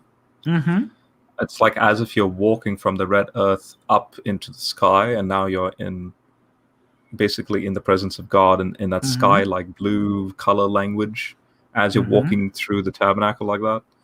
So is there, and I'm just expanding on the question, is that somehow also connected? Is that also from an Egyptian context, or is that purely a Jewish thing? Or there is color symbolism in the Egyptian context. Okay. However, there's been also points when that has been taken too far. Okay. Like, for example, there's a time, and fairly recently actually, that everyone was on board with color. Everything was color symbolism. That Osiris was painted green to show it was fertility, and he was the god of fertility and life, and all this garbage. And it's really not the case. He was painted green because he was a corpse, essentially. It showed marbling, the death. Right. Not this fertility junk. There was also a time when they were talking about 21st dynasty coffins, being colored of yellow to simulate gold. Well, we find out, in the 21st century here, that those coffins had a varnish that was originally clear but yellowed over time, and they were originally white. Wow. Okay. Wow. So a lot has been made of color symbolism that has been taken too far in Egyptian studies. Now, with that said, there is some color symbolism in ancient Egypt. We talk about the Kemet, the Black Land. This was the land of fertility. This was where everyone lived. It was on the Black Land. It was where the floodplain was. And then you have the Deshret, or the Red Land. That was your desert. That was the barrenness, the wild animals, all the nasty stuff is out in the Red Land. So it's one of those things that it's a yes and no proposition. Yes, they had color symbolism, but sometimes they took it too far. Modern, say, scholars took it too far. Right. And then you have ancient aliens that really. And then you have ancient aliens. Yes. the what's it called? The palimpsest. Look at that helicopter. The flying saucer at Dendera Temple. What's that Apache helicopter that just happens to be there? Yeah. I got a nice picture of that. If you go there today, you know they'll actually have a little board inside the visitor center where they point that out. Hmm. And what it actually is, the writing on top of each other. Yeah. I also got a great picture of the Dendera light bulb too. That big, yeah. That big lotus bulb. Yeah. I mean, I have a friend.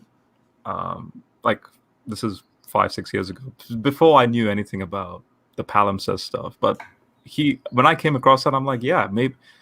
My immediate reaction is maybe we're just seeing it kind of like when you see a face in the clouds or something. Mm-hmm.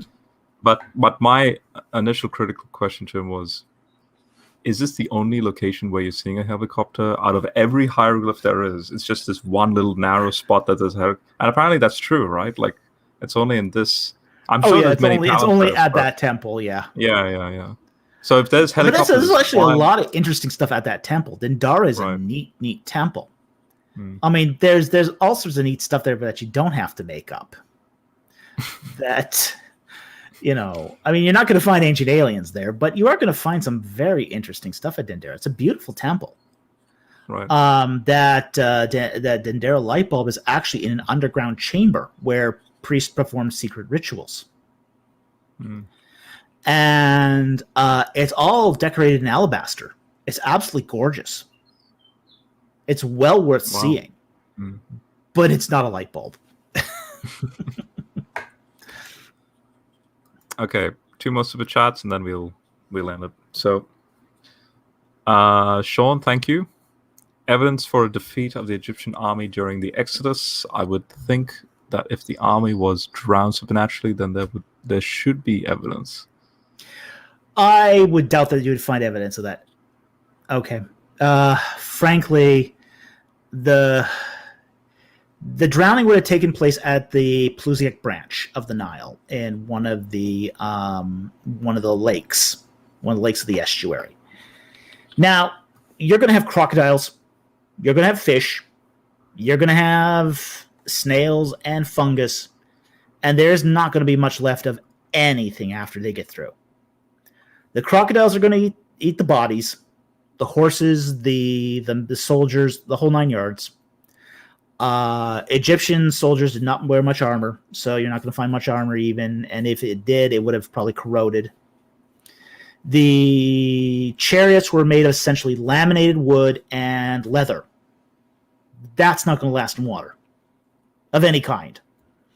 You know, water and leather, just that's not a good combination.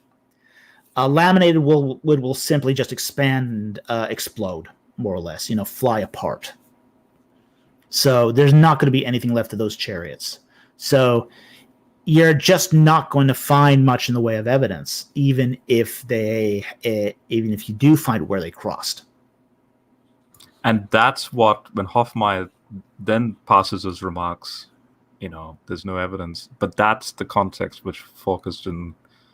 He's bridging that context but hang on a second, the laws of nature is still at work. It's not like they seize and yeah.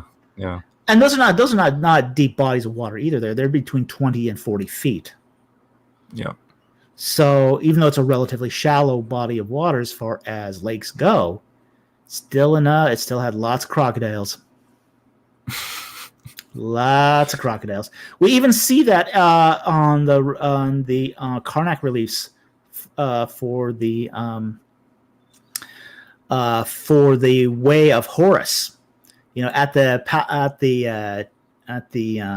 fortress of Charu, they have this illustration of the canal, and in the canal there's crocodiles. You mean something like this between a hippo and a crocodile there? Yep. Yeah. They used to be all up and down the Nile. Now, the only place you're going to find crocodiles today is in Lake Nasser. That's probably the last place in the Nile you're going to find crocodiles.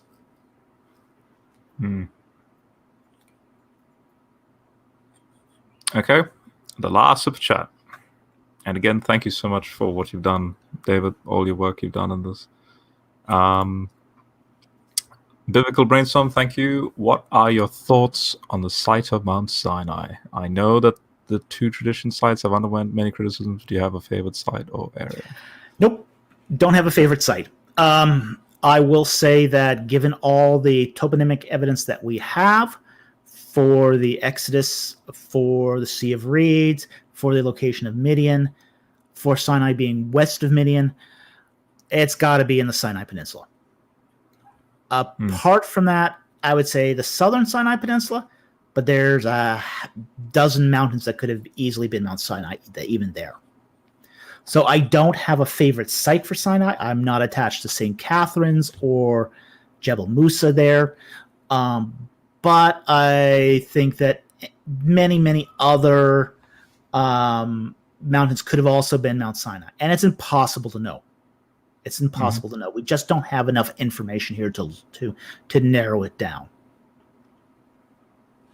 Now, maybe someday if we do find an archaeological site and we find a little ostraca with a little ark written on it, okay, maybe we can figure it out.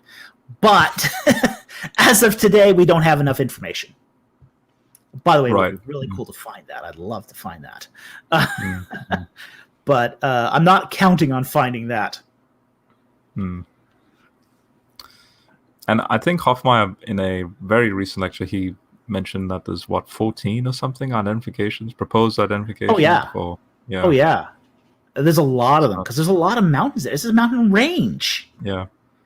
It's not geothermally active mountain range. But it's not the Mountain of Fire mountain where you what's it called? Jebel al-Lawz, like you can see the little graffiti. Jebel al-Lawz is not even a volcano. Yeah, I know. Jebel al-Lawz is nothing but a mountain with a black granite protrusion. Right. It's not volcanic. Yeah. So it's not that, folks. Definitely not that. It's definitely not that, and it's in the wrong place anyway. And that Sea of Reeds is not the Sea of Reeds that the Israelites crossed at. You have to go through so many sort of conjectures to get there that it's discounted by the evidence that we actually have, the positive evidence that we actually have. And he's been on fire. Wow. Thank you. Wow. Thank you. Wonderful. Thank you. All right. Any closing remarks, words, statements? Nope. But I've hopefully given your audience a taste of things to come, because there's a lot of data here. It's really exciting. It's really interesting. I mean, I'm excited to do this project, and I hope that they will enjoy the final product when it does come out. Other than that, stay tuned on my YouTube channel and enjoy the content. Apparently someone's saying, wait, maybe there's one more super chat's going to come. So in the meantime, play the SG.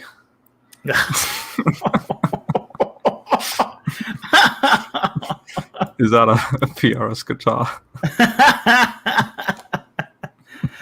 It's an Epiphone SG Pro. And no, I do not play in public. I use it to compose music. I do a lot of composition. So for me, that's what I loved. I bought it for that reason, is to compose. Okay. So I used to play clarinet. I stopped that 10 years ago, but give me about a month of training again, I can break, So I used to play that like 15 years straight. I'm not a performer. I do it for my own private pleasure. Okay.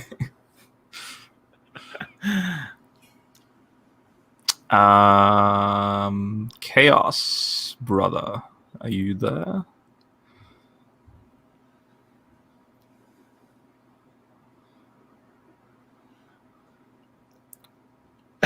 Then maybe just touch on this quickly. Thoughts like on Egyptian music? Okay, yes. The Egyptians did have instruments.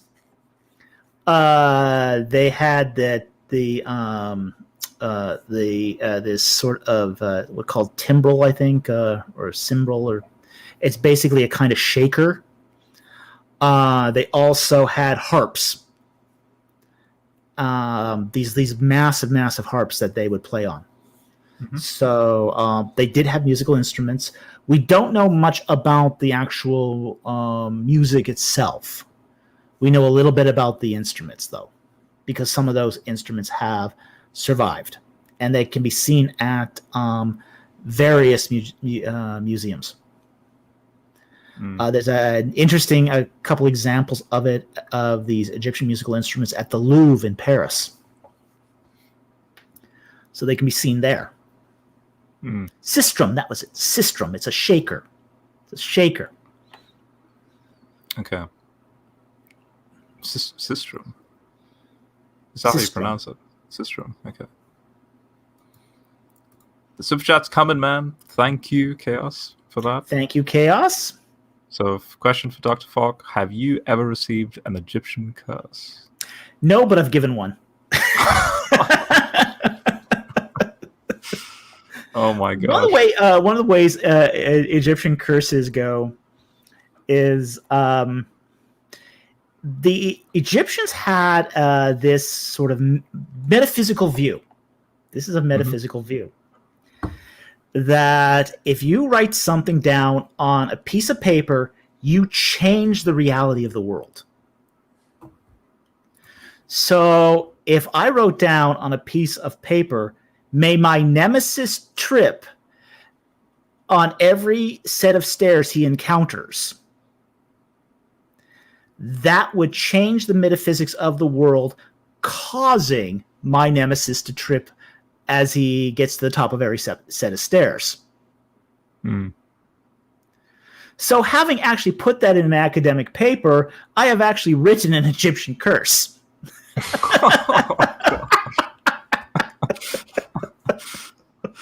Oh boy.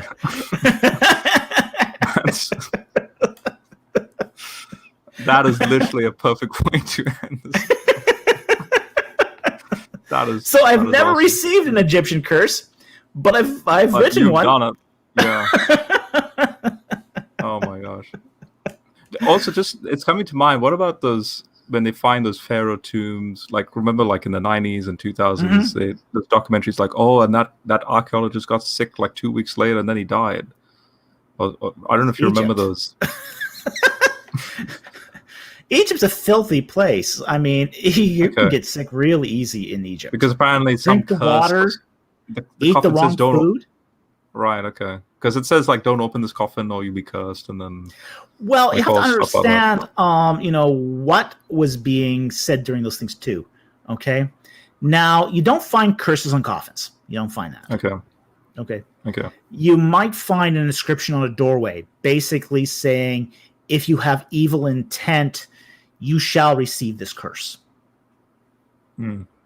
Okay. Or if you, like, we find one instance where it says, if you enter this tomb without ritually purifying yourself, may the gods, strike you. Okay. But, like, for example, we don't find one on the tomb of King Tut. There's no curse there. So even though all these specials we're talking about, say, the curse of King Tut's tomb, the curse of the pharaoh, there was actually no curse there. It was something that was made up by a journalist in the 1920s because he wanted to get in on the reporting of the tomb and wasn't allowed. Oh. Here we go again. Those subtle little... Oh boy. Everything's happening in the 1800s and 1900s. Like, yeah. Right. Yep. So there were curses, and curses for entering a tomb improperly. We just didn't find one in King Tut's tomb. Okay. God bless you, David Falk. Thank you as well to Kiara. Thank you very much. Thank you to everyone. as well for participating. Thank you for all the super chats. Definitely. Really, All of really that's appreciate it. going straight to you. And as usual, for everyone out there, check out the link, both the links to channel and the GoFundMe. And yeah, it's going to be an excellent project that's going to take place. And just try and support as much as you can. I know I'm going to try and chip in as well. So yeah, thank you, David. Thank you. All right, see you, folks. I'm going to be releasing some episodes. It's a big story of the Bible and the Bedrock series, like later this week. So yeah, look forward to that. All right, God bless everyone.